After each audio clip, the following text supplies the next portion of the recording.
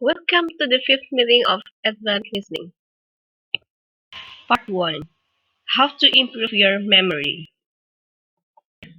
Listen to the radio interview about improving your memory and do the exercises to practice and improve your listening skills. Preparation. Match the words with the definitions and write A until H next to the number 1 until A.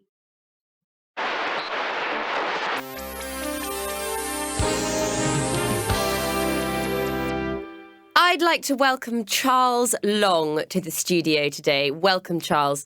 Now, Charles has just published an article in New Science Journal about memorization. It's all about how to make our memory function better. Charles, exam time is on its way and there'll be lots of teenagers tuning in today. Can you give us some advice about improving our ability to memorize? Hello. Yes, of course. I'd like to start by talking about the process of memorization. It's vital that we understand the process if we want to make adjustments to the way we function.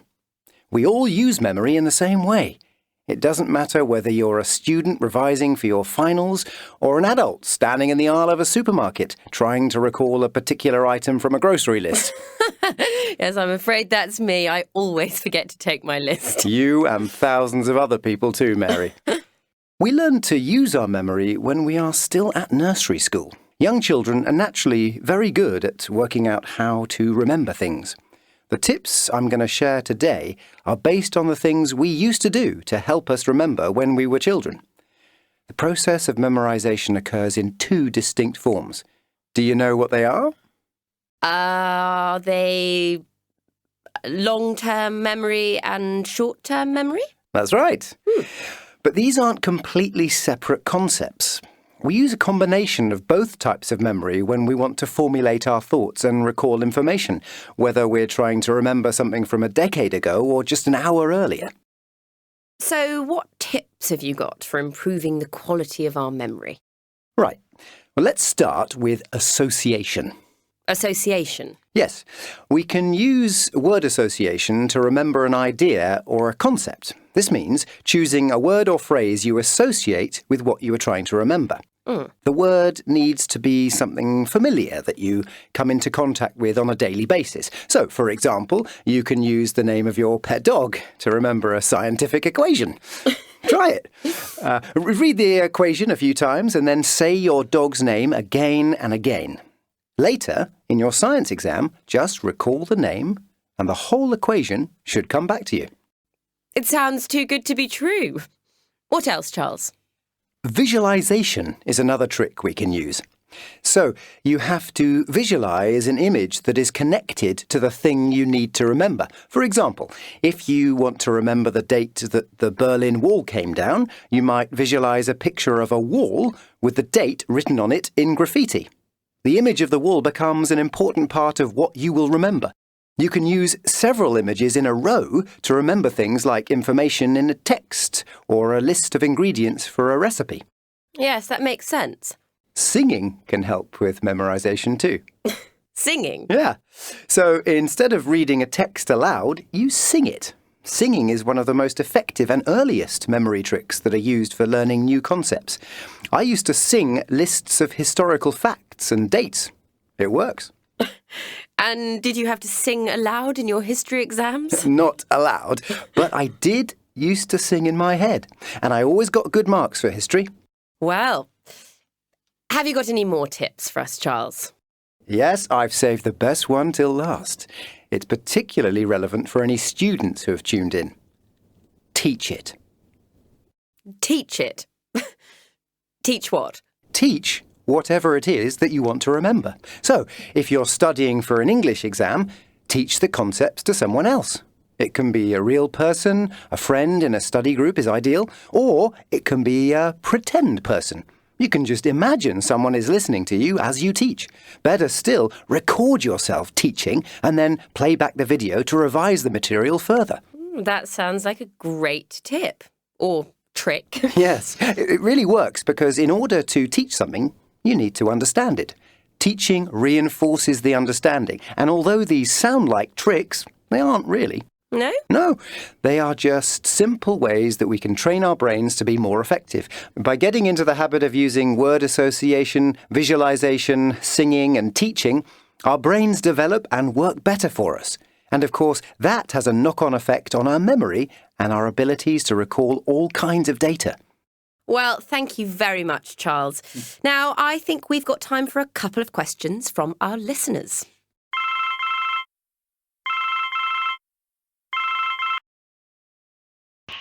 Exercise 1.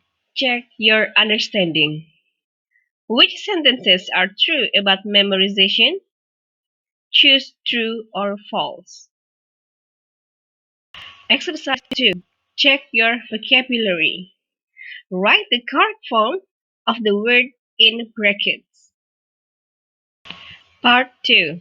TOEFL exercise about passive. In this exercise, listen carefully to the short conversation and question on the recording, and then choose the best answer to the question. You should look for passives of key ideas in the second line. I thought you had a bicycle. What happened to it? It was stolen. Number 1. What does the man mean?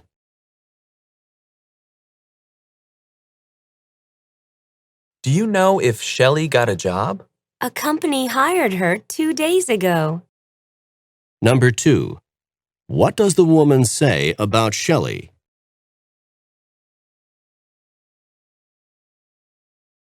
Do you still have the books on the American presidents? Sorry, I already took them back to the library. Number 3. What does the woman mean?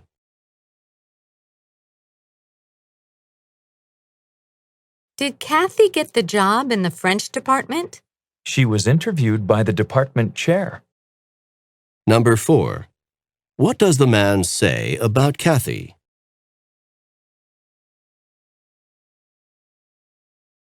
Could you put some additional information into the letter you've been writing?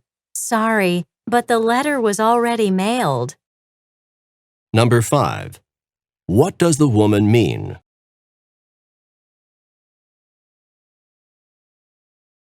Do you know if the exams have been graded yet? The exams were graded by the teaching assistant. Number 6. What does the man say about the teaching assistant?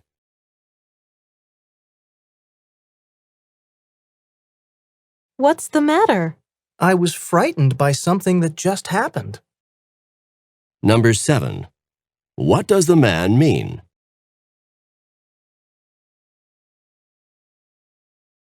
How did Pat do in the art contest? We were all surprised by her success. Number 8. What does the woman mean?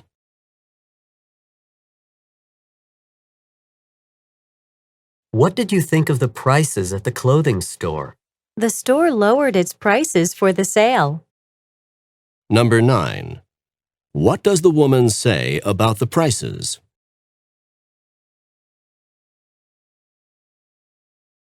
Is the contract complete now?